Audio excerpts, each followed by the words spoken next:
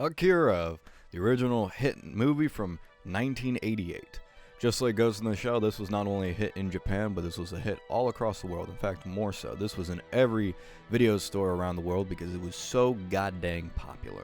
Now, I thought, how was I going to do a quickie review on Akira, one of the most famous anime movies of all time? I don't know, but I'm going to try my best to describe it. I'm probably going to describe it poorly, but let's see where I get.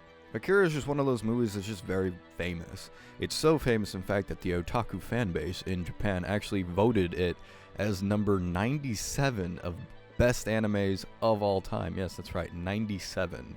I'm kind of surprised it was on the list to begin with. I mean, I don't know, I just didn't expect it. This is from the 80s. But let's get into it. Akira is a story that follows a kid in a new Tokyo, and bunch of crap happens. that's my story summary for you. Yeah, so this movie's batshit insane. There's a lot of stuff going here. It's an 80s movie, so it's got that beautiful 80s vibe to it. The animation is absolutely spectacular. It looks beautiful, gorgeous. Every background is just so complicated, so dense. I sound like that one guy in the prequel movies who was talking about the CGI, but anyways, no, but in all seriousness, the artistry behind this movie was just so good and so influential that it really changed a lot, and it actually inspired a lot of people who, whether it be in the gaming industry, the anime industry, the film industry, inspired a lot of people. Akira's story is very complex and very complicated, which is something that to some people outside of Japan probably might not get it, and that is a little bit frustrating, but hey, it's still a good movie. It's still entertaining to watch.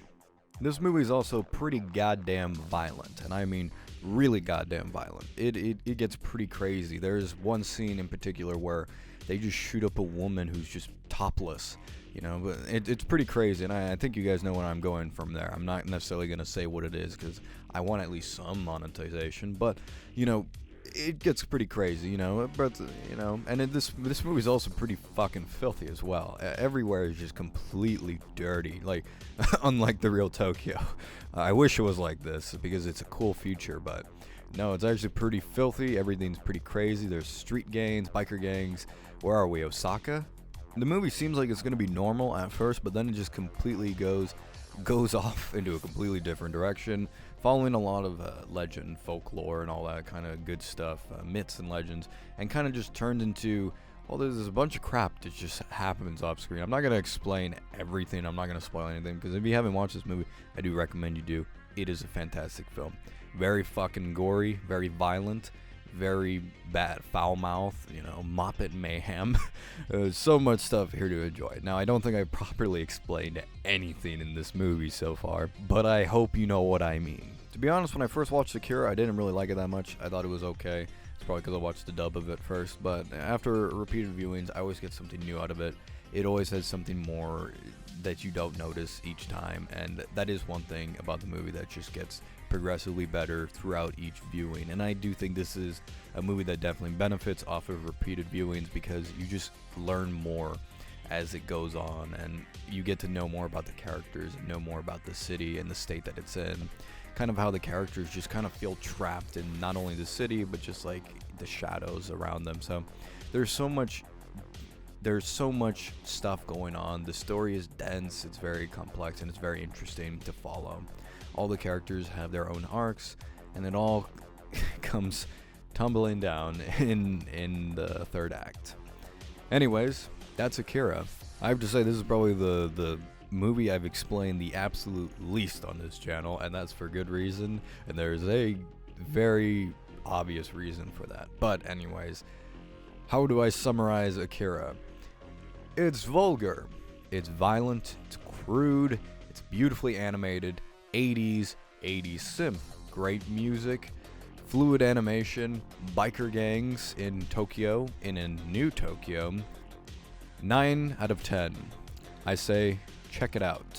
People used to ask me, is this movie better than Ghost in the Shell, and vice versa? Which movie is better?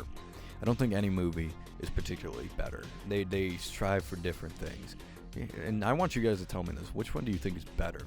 Do you think Ghost in the Shell is better, or do you think Akira is better? And if you actually answer that question, it's wrong. Either way. no movie is better. They're so different. They're so unique in their own ways. You can't really compare the 1995 movie A Ghost in the Shell to the 1984 version, 88 version of Akira. Just, you can't do it. Anyways, I just went on a huge tangent there. Probably is going to mean nothing by the end of this video. I'll just pad out the time. Anyways, if you haven't already, like, comment, and subscribe. I'm your host, Grant for Review. As always, have a nice day, and I'll see you next time.